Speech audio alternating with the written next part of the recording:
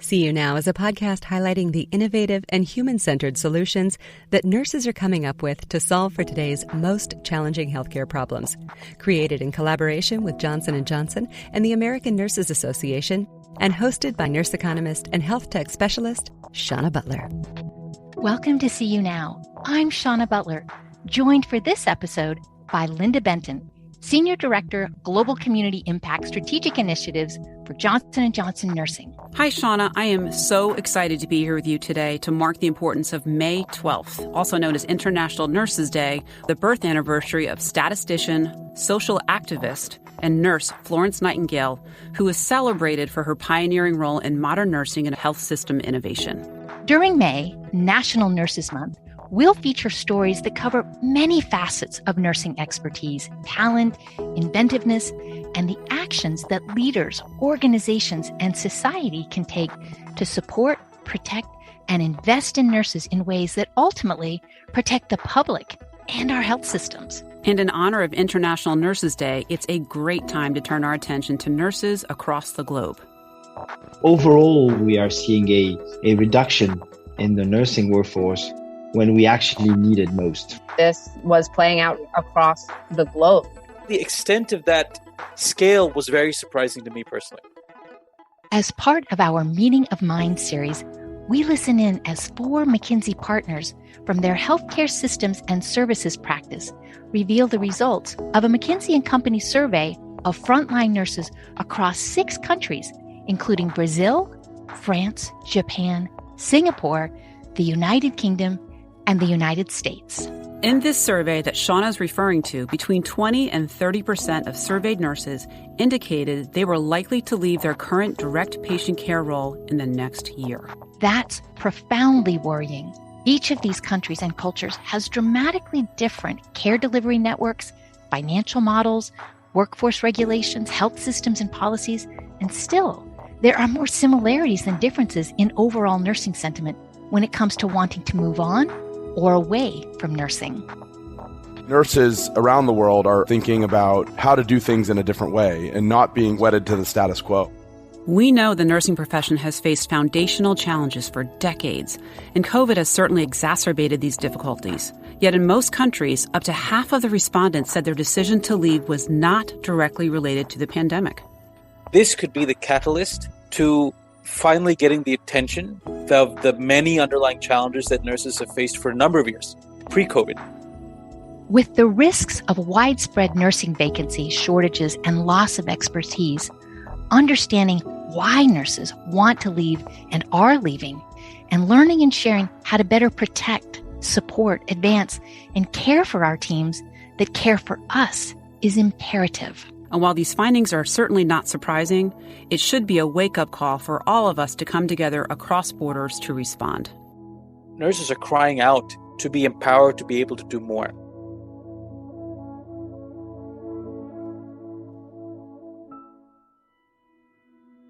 Hi, everyone. I'm Gretchen Berlin, a senior partner with McKinsey. I am a nurse by training and have been leading our research into the sentiment of nurses over the last few years. And while we recognize there have been challenges and pressures in the nursing workforce long before the pandemic, we actually started surveying nurses here in the US last year. And for Nurses Week, published some research that was pretty startling at the time, showing that about 20% of nurses said that they intended to leave within the next year. And given what we had all seen and experienced at different levels throughout the pandemic to date, that wasn't necessarily surprising, but it was pretty alarming. Over the intervening months, and it now has been a year, we've seen that actually tick up. So when we updated the survey in the fall, we saw that number increase to 30% of nurses indicating their intention to leave. And that number has held steady at that elevated rate of about 1 in 3 nurses. What we have also seen, though, is increase in turnover, at least in the US. So some of this playing out in our clinical workforce. And we started to hear anecdotally that this was playing out really across the globe.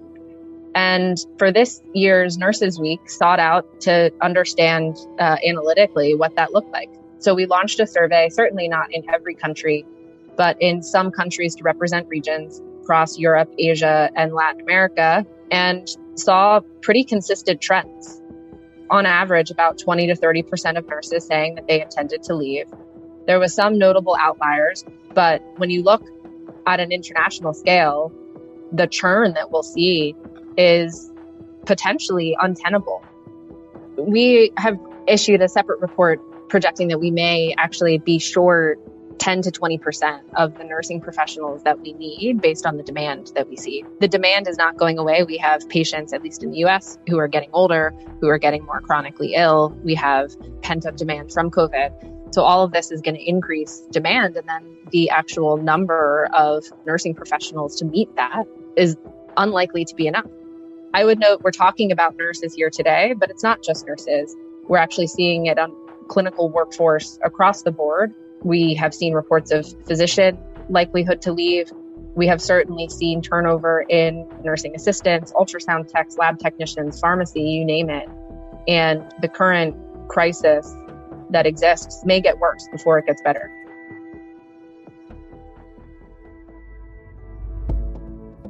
So with me today to bring that global perspective are three of my colleagues. Hello, I'm Thomas London from Paris. I lead McKinsey's healthcare practice in France, and I co-lead our provider practice in Europe, serving health systems and healthcare providers across the region. Hi, my name is Robin Rourke. I'm a partner with McKinsey Company in our healthcare practice and also a physician by training. I lead McKinsey's Latin American healthcare practice and work with many of the leading systems in the region. My name is Senthu Armugam. I'm based in Kuala Lumpur, and I'm a partner in our healthcare practice, serving clients across Asia, from providers to health systems, working on topics spanning strategy and operations. First of all, thank you for joining and raising awareness of this issue globally. But would love just your reactions to when you got the results for your region. Was it what you were expecting? Were you surprised to see how consistently of an issue this really is?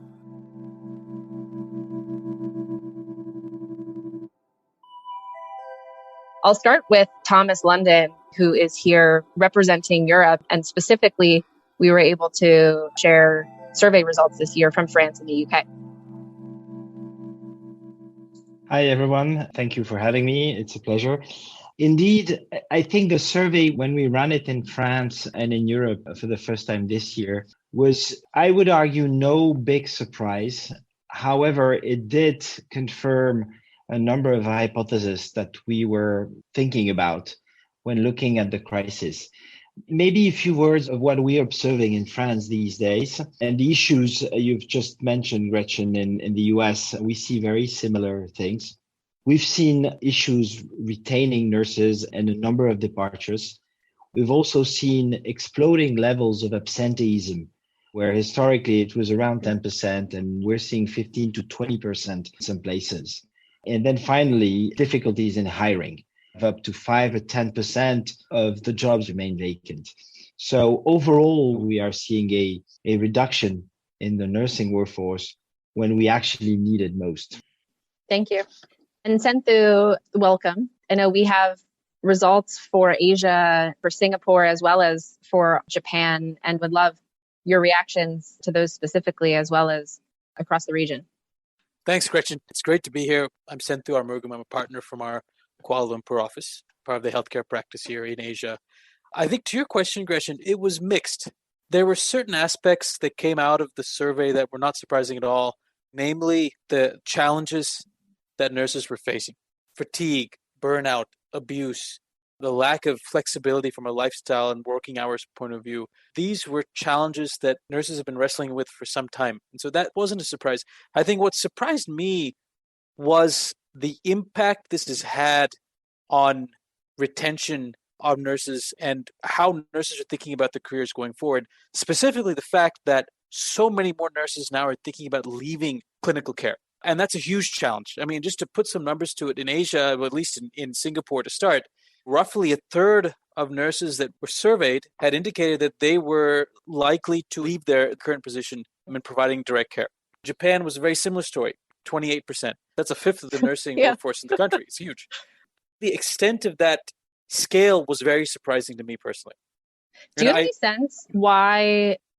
Just some hypotheses, Gretchen. I think some of the clinical protocols that were put in place in Singapore and Japan during the pandemic may have resulted in more intense working conditions, particularly for nurses. And also, it seems like abuse was prevalent in these markets, at least from what we see it at a high level in public research has been done. We need to recognize that there is an increasingly intense set of working conditions that our nurses are facing across markets, and Asia is no exception to that.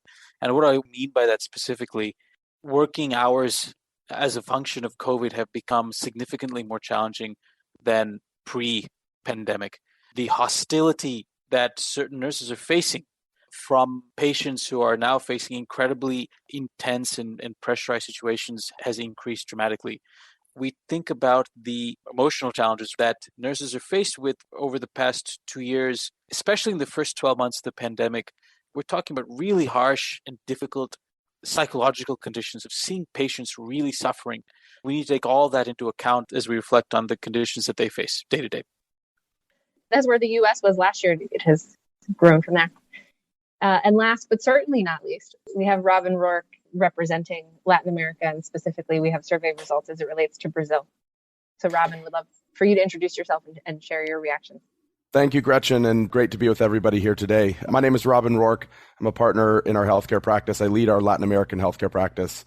I'm a physician by training, and I'm thankful that we're having this discussion. I think it's such a critical issue that we should all be thinking about how to solve. I think when you look at Brazil, there actually were some pretty interesting and surprising findings, especially when you look at Brazil compared to some of the other countries. The likelihood to leave nursing for the respondents that were surveyed was actually the lowest across all of the countries surveyed. And just to give you a sense, it was 10% in Brazil compared to mid-20s to even mid-30s in a lot of the other countries. And you have to step back and say, what's driving that?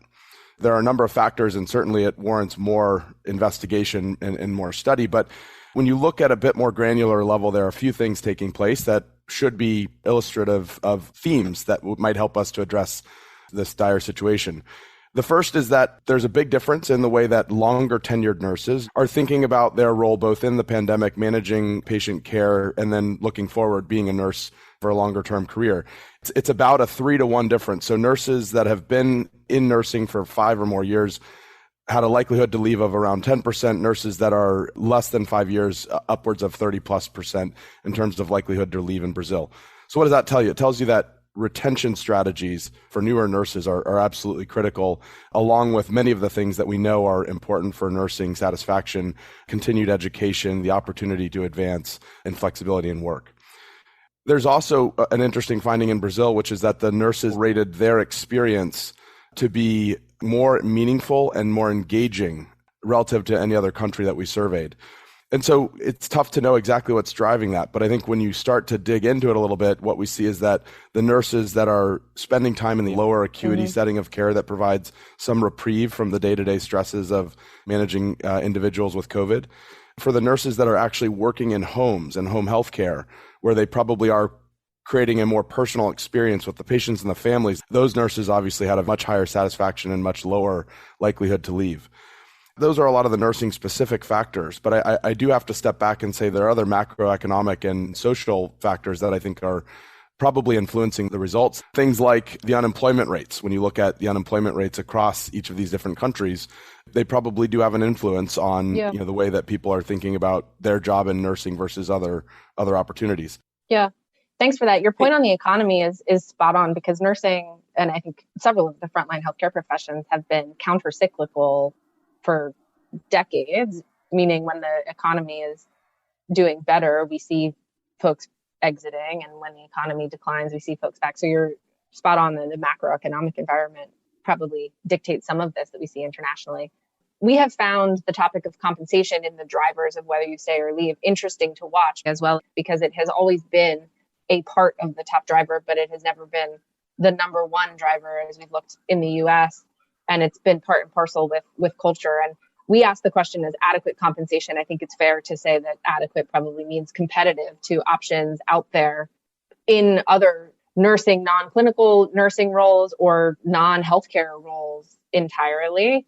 Some of our colleagues who have looked at attrition across industries are just seeing similar phenomenons where if you can work at a computer, you have now all of a sudden the national or global job market in front of you. I think there's some hypothesis that the whole in-person labor force is going to become gigatized across the board, and we'll see. I'm not sure nurses will find the meaning in doing some of the roles that are on offer, but there is definitely increased competition and compensation. I don't think you can pay people enough if you don't support the environment that they're in and support their careers and support their mental health. But some of the factors we saw in the survey were actually, I thought, pretty shockingly consistent when we asked what would influence your decision to stay or leave. Just the consistency with which folks cited doing meaningful work, having positive interactions with teams, feeling that you had caring and trusted teammates. It's so interesting how consistently culture just plays a role in that. Was it there before COVID? Because we also see variance in the impact of COVID on likelihood of leaving. So I think our low points were Brazil and Japan, where only 20% of nurses said COVID was the impact, versus the high point in France and the US, up to about 40%. But that means, sure, the pandemic was a part of it, but actually anywhere from 60 to 80% was influenced by other factors. And just curious if anyone has reflections on that. Go ahead, Thomas. Thanks, Rich. And if I may offer a perspective again from Europe, my sense is that a lot of the things that we're seeing now were there before. They've simply been exacerbated by COVID. And I think there is one element around the conditions of work, the working environment, which is absolutely crucial. And obviously having to work under a lot of stress, constraint, pressure has not improved things. There is a second element that I found very interesting and surprisingly high in the survey is how much the expectations for personal development and growth is critical. And I think that's been long a frustration. Nursing staff in France is, what are the opportunities that I have as an individual to grow and develop as a person versus being treated as a resource? Thomas, I'd say that's a very consistent theme to what we see here in Asia. I can say from experiences looking at the nursing profession in Malaysia, as well as Singapore, nurses are crying out to be empowered to be able to do more. And we don't have in these markets the concept of a nurse practitioner. And there's a real demand to say, can we do more at the top of our license? Can we raise that ceiling? And as nurses be enabled and empowered to do more?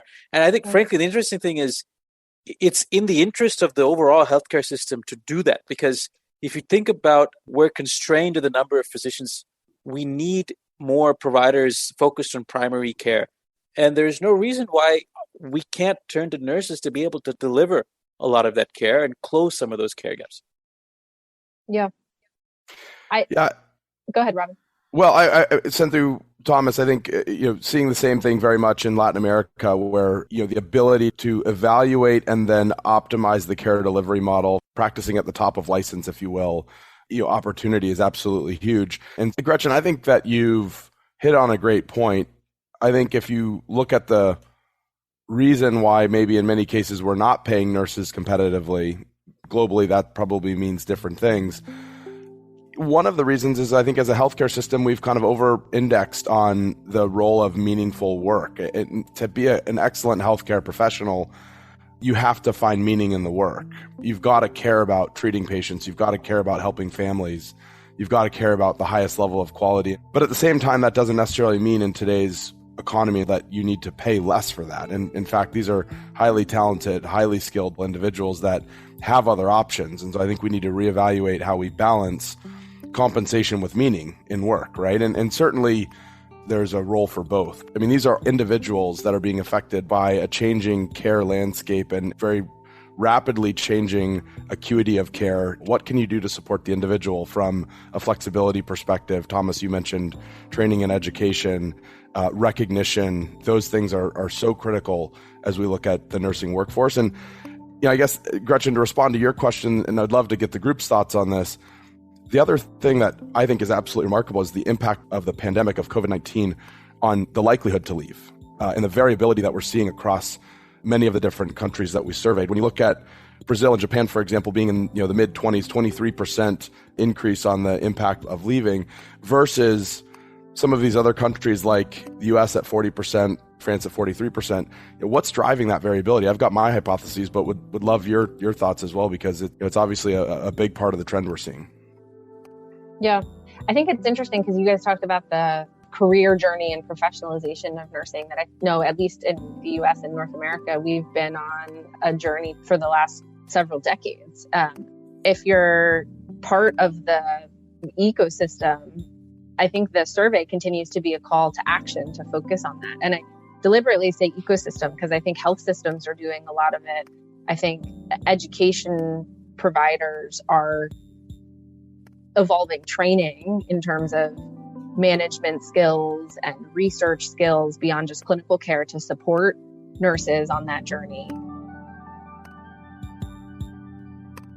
It really takes the full system, society as well, in terms of what we expect of nurses and how we reward nurses and revere the profession to help advance this.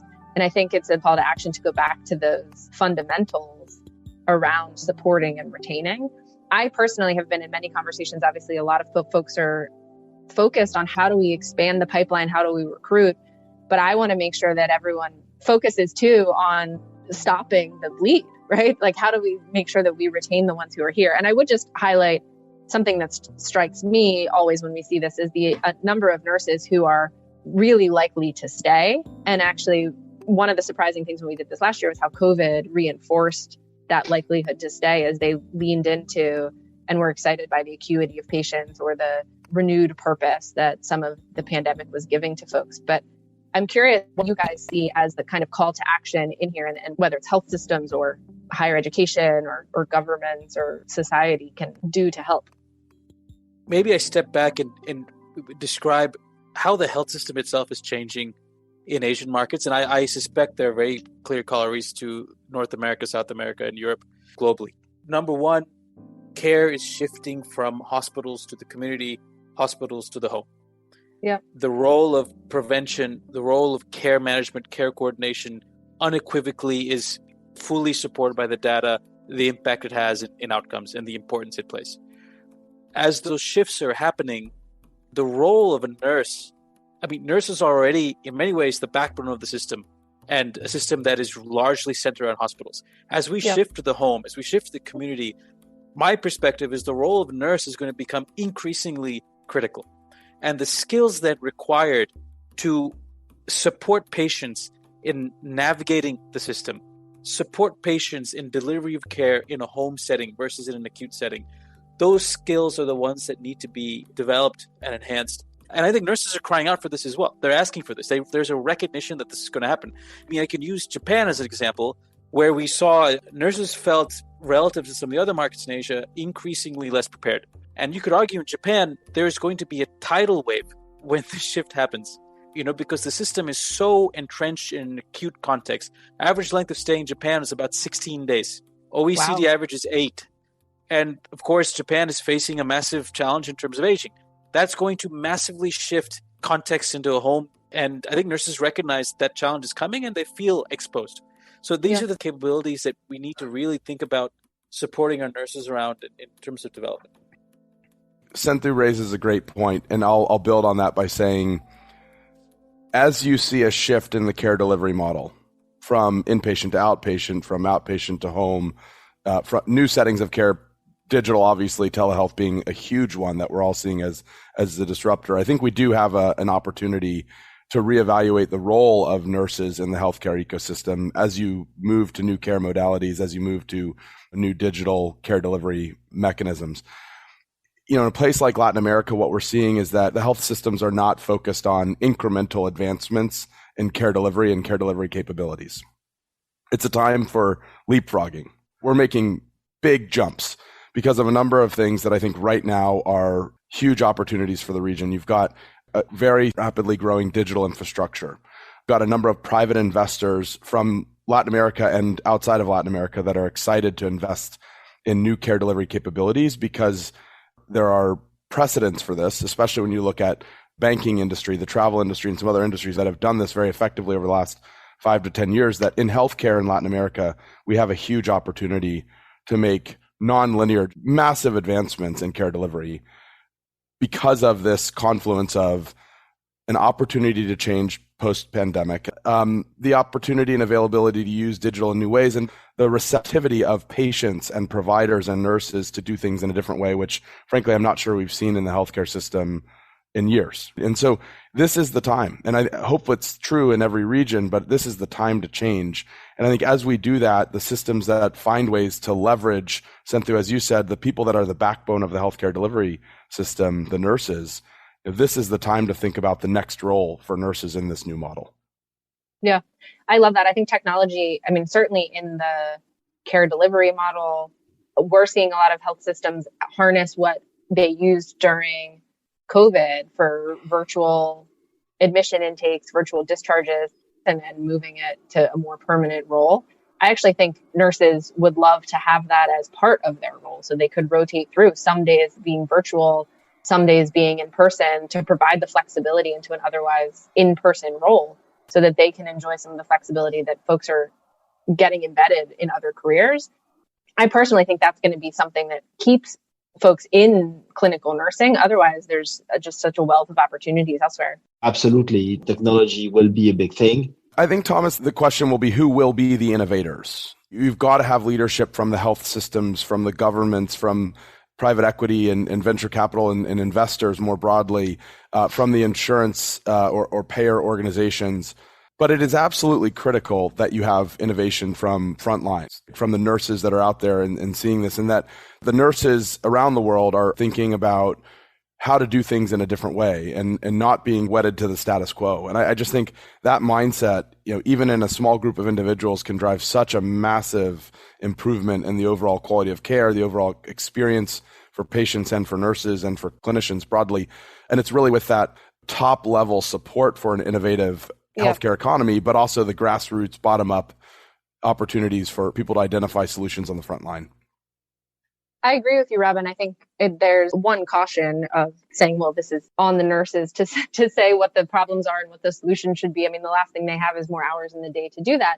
But as long as you're operating in an environment that supports you in it, right? So this is where it gets back to what we were talking about, I think, a bit earlier on, of doubling down on the caring environment, the trust in leadership, the shared governance models, and the voice at the table.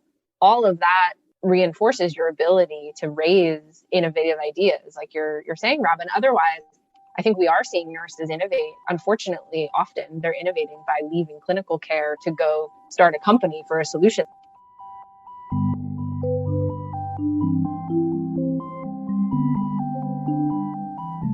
What strikes me when we look globally of just how consistent this challenge is, what's the thing that you're seeing in your region that you think has potential?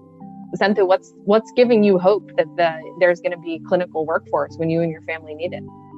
There is some silver lining to COVID. And to me, it is actually that I think this could be the catalyst to finally getting the attention of the many underlying challenges that nurses have faced for a number of years, pre-COVID. Hospital administrators, policy leaders, ministries of health, politicians are suddenly now, folks that were not necessarily as aware or as engaged in understanding these issues are suddenly acutely aware of it. And we're beginning to see policy dialogues unfold, for example, in Singapore, around how do we better support our nurses? We're seeing discussions around how do we think about wages in a more appropriate way and supporting our nurses with the appropriate financial compensation? How do we support them with the appropriate training? How do we keep them safe, frankly?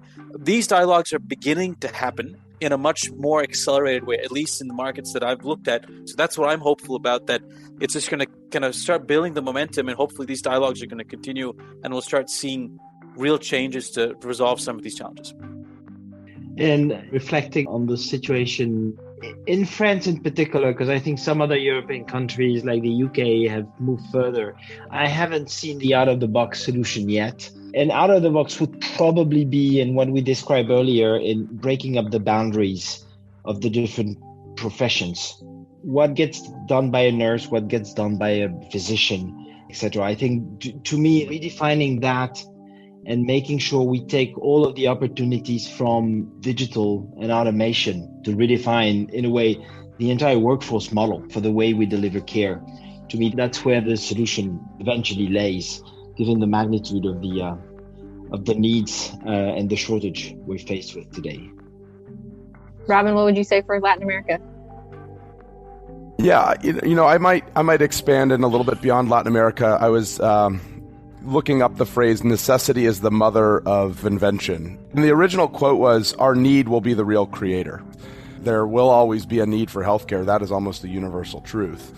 And therefore, I think the healthcare system will find a way to create resiliency. And that will be through all of the people that care deeply about healthcare. That it's, I think, been a timeless truth of the healthcare systems in its many forms over many thousands of years. I think if you look at the adoption of telemedicine in a time when you couldn't go into the physician's office, just that adoption, the healthcare system changed within a matter of weeks. And so I think, Gretchen, what gives me hope is the fact that we've always innovated in healthcare. We've got to keep experience for patients, clinicians, physicians, nurses, everybody that works in the healthcare system. We've got to keep that at the center. We've got to keep quality at the center. And I think at the end of the day, when you find a way to deliver the access to provide all of those things throughout the world, and we're not doing a perfect job today, but hopefully we'll do a better job tomorrow, that's what gives me hope. I was reminded from a friend of an expression in relation to something else in our personal lives that was diamonds are made under pressure. And I think it's another take on what you're saying, Robin. Through this crisis, hopefully something beautiful comes out. I do think we should recognize that it's not going to be without real suffering. Obviously, loss of life through COVID aside, but the burdens on clinical workforce and the impact on their own mental health is something that certainly keeps me up at night. And I'm not sure we have yet put in the brakes in the system to allow for support. One example we've talked about in the US is how we treat active duty soldiers, and that we have a certain amount of time you can be deployed versus have to be back stateside, the deploy to dwell ratio, or they even have embedded behavioral health professionals for folks who are on the front lines on a daily basis. And do we need a model like that to support our clinical workforce? I'm curious if you guys are seeing anything else to support the mental health of our frontline workforce. It's mental health, but maybe a broader challenge is abuse in general. Mental abuse, physical abuse, emotional abuse. As we think about leaders in healthcare, whether they be administrators or policy leaders, there needs to be a zero tolerance acceptance of abuse that nurses face. And I think this is thematic across markets. I recognize that oftentimes this abuse is coming from patients, and patients that are under extreme stress, duress, emotionally and physically. But that doesn't in any way justify or legitimize that challenge. And I think it can be incredibly demotivating when you don't have leadership that does step up in a very bold and direct way to support nurses that are facing abuse. And the sad thing is, speaking with some nurses in the markets that I've worked in, it's almost as though abuse is an accepted part of the job. That's completely unacceptable. And as leaders in healthcare, we need to make sure that that's something that we think about. Yeah, no, it's a great point. Thomas? I think we've seen too little in terms of mental health support. I think this is still, how do we respond? The crisis is still very much something we're grappling with. I think we've started to see some places think about, wellness office and dedicated resources where you can actually find support in time of crisis, but also over the longer term. But I think we're still seeing too little of that, unfortunately. But I think more fundamentally, this is also a challenge to the management culture in hospitals. The more we are able to get to models where frontline teams have the means to make as many decisions as they can, operationally, the better we are in the robustness and the resilience of the system and the ability to give meaning to the work on a daily basis. So I think this challenges the way we think about managing hospital activities. Yeah. And Robin, as you answer, how do you think of this support should be embedded over the arc of a nurse's career? I think one of the things when we talked about kind of turnover at different tenures, and there was the Health Affairs article in the US saying that our workforce decreased for the first time ever, which I think people expected at the retirement level, but it was actually in the younger nurses too. And it's important that we have solutions at all ends. Yeah, Gretchen, taking a longitudinal view of a nursing career and thinking about what are all of the things that support a nurse's development, satisfaction, ability to lead over time and advance, ability to have a flexible model as you get to different stages of life and may need more or less flexibility. Figuring out how you tailor that model is absolutely critical. The other thing that struck me as I looked at all of our results is that there are real differences in what drives retention by country and by region, and probably at a more granular level by type of health system, nonprofit, for-profit, faith-based, non-faith-based, that you can use to create this nursing development and retention model. And I was just struck when I look across all the different countries that we surveyed, how there are very few actually consistencies in the factors that were rated highest by nurses. And so I think taking a tailored view on how does Brazil look different than Japan or Singapore, what are the things that make France unique? What are the things that'll actually make a difference for your nurses? And I think that's one of the really powerful things in this report is the ability to actually tailor a program to the things that your nursing workforce that they need. Can I take us back to this question of attracting to the profession? In today's job, and particularly in those professions, job security is not really an issue. And we see young professionals, much more look for the ability to explore early in their careers, to try out different things, to try out different facets of the job. I'm just wondering to what extent we shouldn't try to think about, as some corporations do for high potentials, where you go through several things for the first 2, 3, 4 years, you explore. Yeah. In that way, from the onset, you start thinking about the personal development. We've been talking today about recruiting and retaining nurses in many ways because of the fact that that's part of the lexicon and the way that historically the nursing workforce has been talked about. What if you were to change the frame? What if you were to start to think about attracting and cultivating, attracting and enriching and developing, right? And you don't even think about retaining because you create a model that's so attractive that people would do anything to be in that profession. You think about the way to create such prestige in the provision of care to other people that you don't even need to think about retainment because it's a profession that so many people want to go into. It may be a way that as an industry, we need to change the frame a bit of how we think about people development. I fully agree, Robin, with that point you're making, and Thomas, what you're saying. There's one nuance that I think I would introduce. I don't have a good answer to this, but it's just a nuance to consider as folks debate this question, which is, what are the drivers for folks to become nurses? As you look outside of North America, particularly in Asia, international workers are a huge component of the nursing workforce. In Singapore, a third of our nurses are not Singaporean. They're from the Philippines, they're from India, they're from markets that are historically known to send nurses out across the world. And they have a very different motivation and a very different set of motivations as to why they're becoming nurses. And I think as we think about the question you're raising, Robin, I hope leaders understand what those drivers are and then cater to those different needs and the different paths that then kind of unfold from there.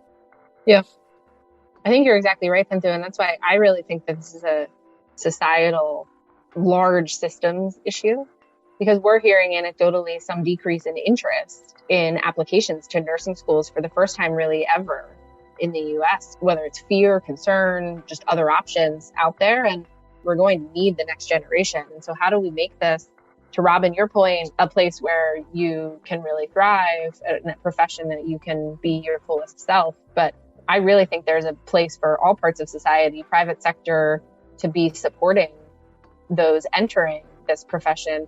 The way, and I know this varies across the globe, but the way that we do support our military servicemen and women, there's all kinds of systemic support and camaraderie around them in a way that I think we need to start thinking about our healthcare professionals in that regard also.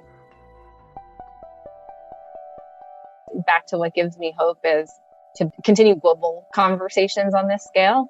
I worked in the UK briefly, and I think there's often quick reactions to point out differences that we have globally and why solutions may not work. And there's more opportunity than not, I believe, to take some of the technological advances you were referencing, Robin, in Latin America, and port them globally, and some of the support you were saying, Senthu, in Asia, and really taking this moment and porting those across. So I want to say thank you to you all for joining the conversation, and certainly challenge us to continue to bring light to this issue and bring solutions rapidly as we see them, because admiring the problem is certainly not enough, and we want to move well beyond that.